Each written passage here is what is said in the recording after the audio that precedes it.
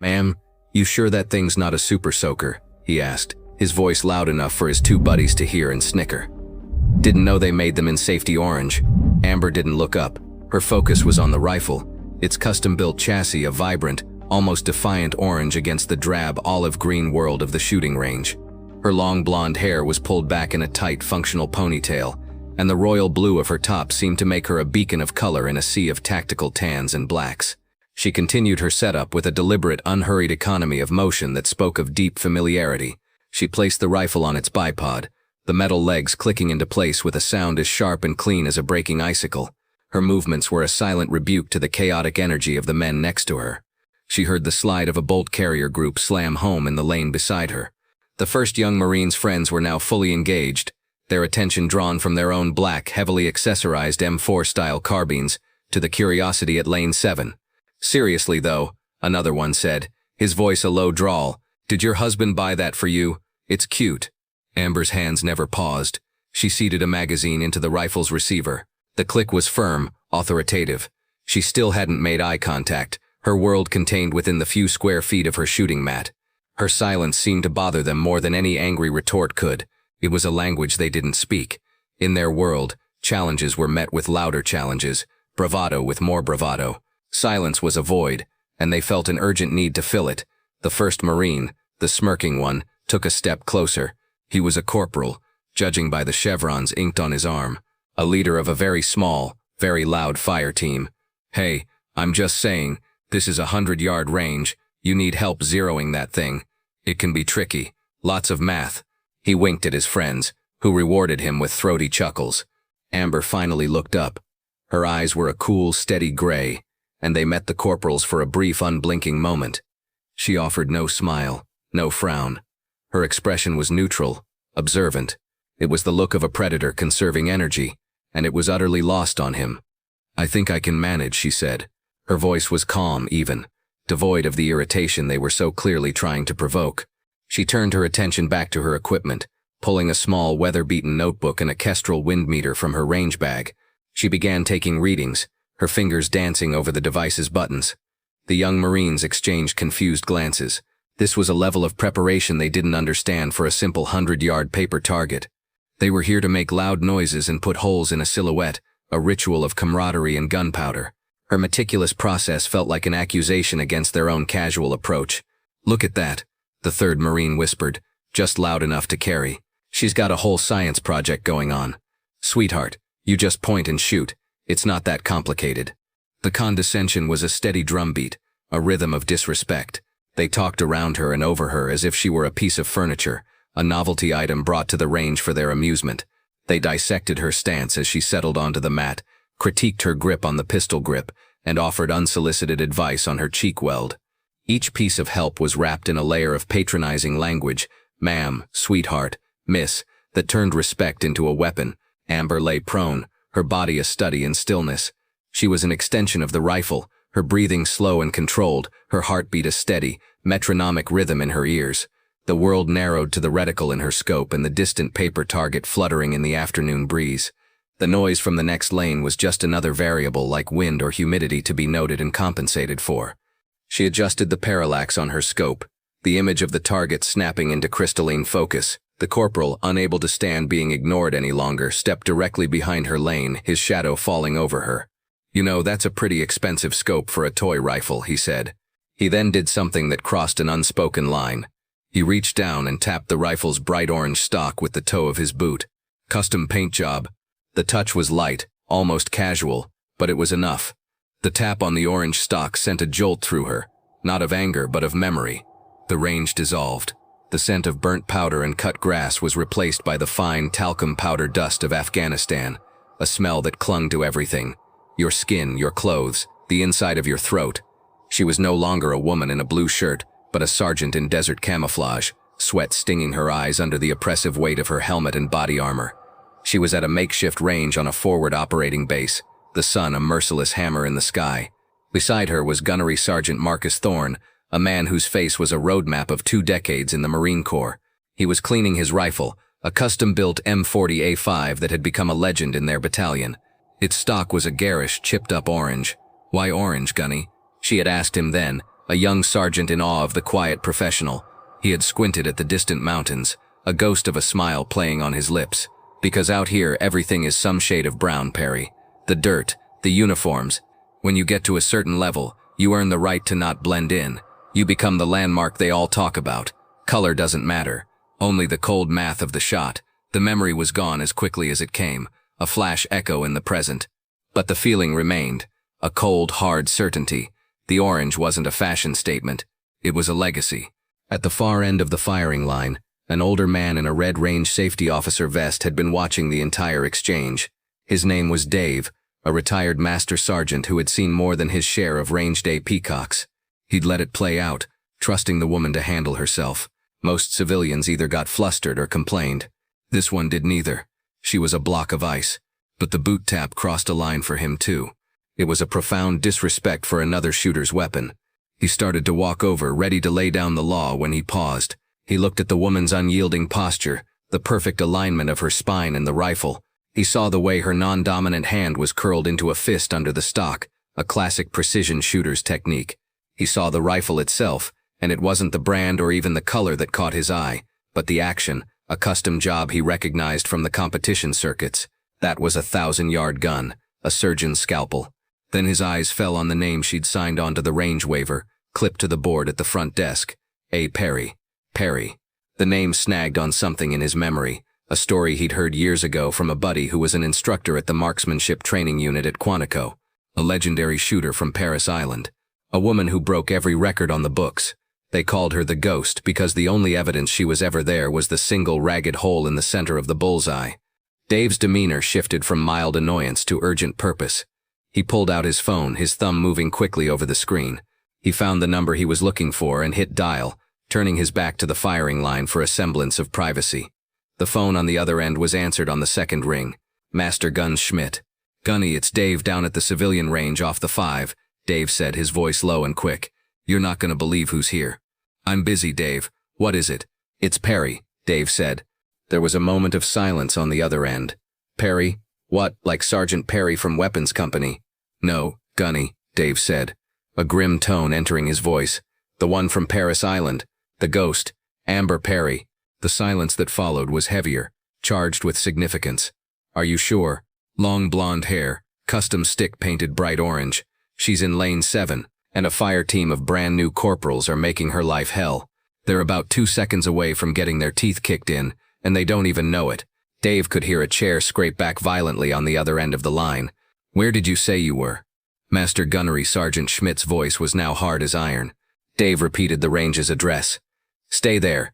Don't let her leave," the Master Guns commanded. "And for God's sake, don't let them touch her rifle again. I'm on my way, and I'm bringing the colonel." Inside a sterile office at the Marksmanship Training Unit headquarters, Master Gunnery Sergeant Schmidt hung up the phone. A storm was gathering on his face. He was a man built of right angles and regulations, and the idea of a Marine, any Marine, disrespecting a legend of their craft filled him with a cold fury. He didn't knock. He strode into the adjoining office of Colonel Evans, a man known for his calm demeanor and his absolute intolerance for incompetence. "Colonel, we have a problem," Schmidt said without preamble. The colonel looked up from a stack of paperwork, his eyebrows raised. "What kind of problem, Master Guns?" "Gunnery Sergeant Amber Perry is at the civilian range just south of the base, and a group of our Marines are, to use the technical term, harassing her." The colonel's pen stopped moving. The name hung in the air between them. He leaned forward, his expression sharpening. "The Gunnery Sergeant Perry?" Schmidt was already typing on the colonel's desktop computer, his fingers flying across the keyboard. He pulled up a file from the archives. A service record appeared on the screen, and with it an official photograph. The audience, looking over their shoulders, saw a woman with the same cool gray eyes, but her hair was pinned tightly under a service cap. Her face was severe, professional. On the collar of her uniform were the chevrons of a gunnery sergeant. Medals cascaded down her chest, but it was the badges that told the real story. The Distinguished Rifleman Badge, the President's 100 tab. The screen scrolled through a list of her accomplishments. Holder of the all-time high score for rifle qualification at Marine Corps Recruit Depot, Paris Island. 3-time inter-service rifle champion. Former chief instructor for the Scout Sniper Basic Course.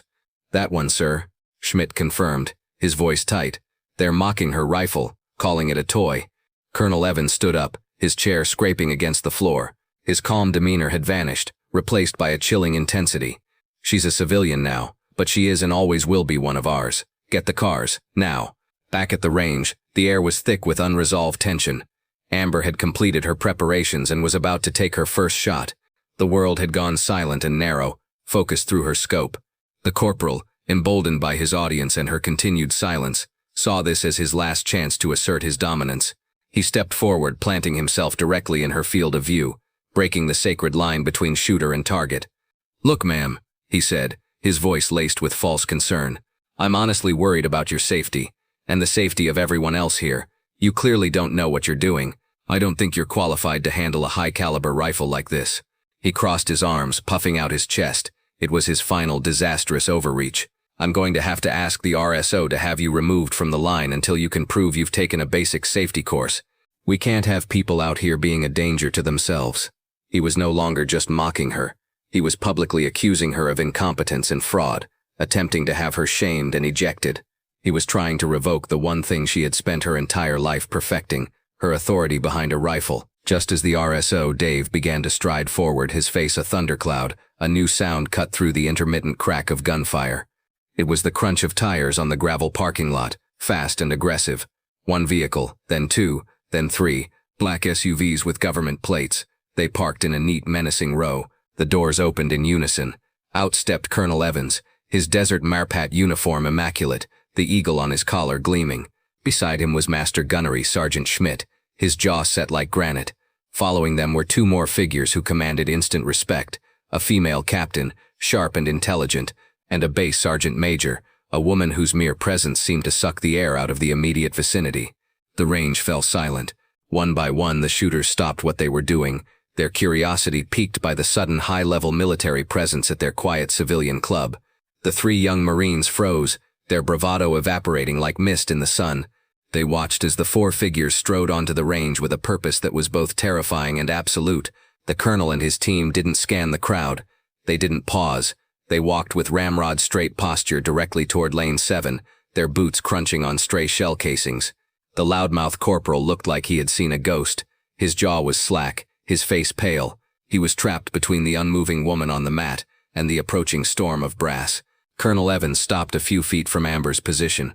He ignored the dumbfounded corporal completely. His eyes were fixed on the woman in the royal blue shirt. He took a half-step forward, brought his heels together with an audible click, and rendered the sharpest, most impeccable salute the young Marines had ever witnessed. It was a gesture of profound instinctual respect. "Gunnery Sergeant Perry," the colonel's voice boomed clear and powerful, carrying across the now dead silent range. "It's an honor, ma'am." Amber slowly pushed herself up from the mat, her movements still fluid and deliberate. She stood and returned the salute, her own just as crisp. "Colonel," she acknowledged, her voice even. The colonel dropped his salute and turned his gaze upon the three young Marines. His eyes were like chips of ice. "Gentlemen," he began, his voice deceptively calm, "you seem to be under some misapprehension as to who you are speaking with, so allow me to educate you." He took a step toward them, and they seemed to shrink. "This is Gunnery Sergeant Amber Perry. For 6 years she held the all-time rifle qualification record at Paris Island, a score I'm willing to bet the three of you combined could not match on your best day. She was the head coach for the Marine Corps shooting team, leading them to 3 consecutive national championships. The last time she fired for score at the All-Marine Rifle match, she didn't just clean the course of fire, she set a new aggregate record that will likely stand until one of you has grandchildren. He let the words hang in the air, each one a hammer blow to their pride. The other shooters on the line were staring, their mouths agape. A legend was in their midst. The Master Gunnery Sergeant stepped forward, adding his own piece to the litany of their failure. "That orange rifle you've been so clever about," he said, his voice dripping with scorn, "is a custom-built GA Precision Gladius chambered in 6.5 Creedmoor. It cost more than your car, and in her hands it can put a round inside a teacup at 1,000 yards. She built half of it herself. You didn't just disrespect a veteran. You disrespected an artist in her own studio." The sergeant major fixed the corporal with a stare that could peel paint. The shame on the young men's faces was a visible physical thing. They stood stiffly, eyes locked forward, their earlier smirks now looking like death masks. The crowd of onlookers was a silent jury, their judgment already passed. The colonel's voice dropped, becoming a cold, precise weapon. He addressed the corporal directly. Your job as a Marine, as a leader, is to identify threats and assets. You looked at a decorated gunnery sergeant, a master of your shared craft, and you identified a target for your own insecurity. You failed. You failed to recognize excellence. You failed to show respect. And you failed to uphold the core values of this institution. He paused, letting the weight of the indictment settle. You and your fire team will report to my office at 0600 tomorrow. You will be in your Service A uniform. From there you will be escorted to the Sergeant Major, who has designed a thorough re-education program on the subjects of professional courtesy and the rich history of women in the Marine Corps. Is that understood? Yes, sir, the three of them choked out in unison. With the antagonist thoroughly dismantled, all eyes turned to Amber. She had remained quiet through the entire vindication, a calm center in the storm of her own defense. She looked at the three young, terrified Marines, not with triumph but with a kind of weary disappointment. She took a breath and spoke, her voice cutting through the silence. It wasn't an "I told you so," it was a lesson. The standard is the standard, she said simply. It doesn't care if you're a man or a woman. It doesn't care what color your rifle is. It only cares about performance. All that other noise, it's a distraction. Focus on the standard. The rest will take care of itself. It was a statement of pure, undiluted professionalism, a master's wisdom offered in the wake of a fool's mistake. As she spoke, her gaze drifted back to her rifle. The vibrant orange of the stock seemed to pulse in the sunlight. A final, brief memory surfaced. She was much younger, standing at the national matches at Camp Perry. Gunnery Sergeant Thorne had just won the Wimbledon Cup, a feat of legendary long-range shooting. He found her later, away from the cheering crowds. He was holding his own famous orange rifle. Without a word, he handed her a small unopened can of Duracoat spray paint. The color on the label was blaze orange. "When you're better than all of them," he had said, a rare, genuine grin cracking his weathered face. "You can paint your rifle any damn color you want. It's not arrogance if you can back it up, Perry. It's a statement. It tells them you're not there to hide." The colonel, the master gunnery sergeant, and their team gave her a final respectful nod. They turned and marched back to their vehicles, their purpose served. The three disgraced Marines, under the watchful eye of the RSO, packed their gear in humiliated silence and scurried away. The range was left in a state of stunned quiet. Amber Perry returned to her mat. She settled back into her prone position, the rifle feeling like a natural extension of her body. The entire world, which had grown loud and complicated, once again narrowed to the simple, perfect circle of her scope. She took a breath, let half of it out, and felt the familiar, comfortable stillness settle over her. Her finger curled around the trigger. There was no anger in the action, no revenge. There was only the process, the cold math. The trigger broke with a clean, crisp snap. The rifle bucked against her shoulder, a familiar and welcome push. The crack of the shot was sharp, a definitive full stop to the day's drama. A split second later, the sound of the impact returned from 100 yards away, a satisfying thwack. Through the scope she saw the result. A single perfect hole had appeared in the dead center of the bullseye, a dark punctuation mark on the clean white paper. The entire range, which had slowly started to resume its noisy business, went silent once more. This time the silence wasn't from shock or tension, it was from awe. A few weeks later, Amber was back at the same range. She was in the middle of a firing sequence when a hesitant figure approached her lane. It was one of the three Marines from that day, not the loudmouth corporal, but the one who had been quieter, a follower. He waited respectfully until she had finished her string of fire and cleared her weapon. "Gunnery Sergeant Perry?" he asked, his voice low. He wouldn't meet her eye. "Ma'am, I wanted to apologize for my behavior a few weeks ago. I was out of line. There's no excuse." Amber looked at him for a long moment, then gave a slight nod. "Apology accepted, Marine." He seemed to gather his courage. "Ma'am, I was watching you shoot. My grouping, it's always a little to the left. I can't figure out why. I was wondering if—" She considered him, then gestured to his rifle case. "Uncase your weapon. Let me see your position." For the next 10 minutes, she didn't speak. She just watched him. She watched his grip, his breathing, his trigger pull. Finally, she offered a single concise piece of advice about the placement of his thumb, a tiny adjustment that would change the entire dynamic of his hold. He tried it. He fired 5 shots. When he looked through his spotting scope, he saw a tight, clean group right in the center of the target. A look of pure, unadulterated joy spread across his face. "Thank you, Gunny," he said, his voice filled with genuine gratitude. "Thank you." A seed of mentorship had been planted in the barren ground of his prior ignorance. At the base, the fallout was more formal.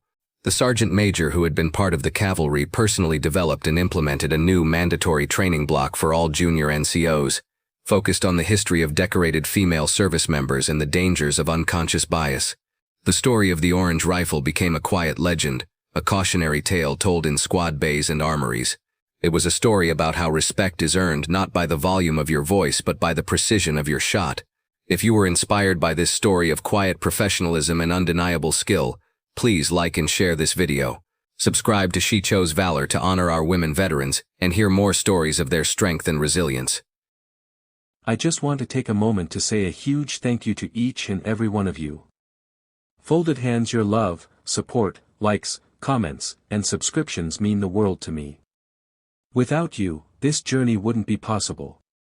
Every view, every share, and every encouraging word keeps me motivated to create more content for you all. I'm truly grateful to have such an amazing community by my side. Let's keep growing together and making this journey even more special. Red Heart.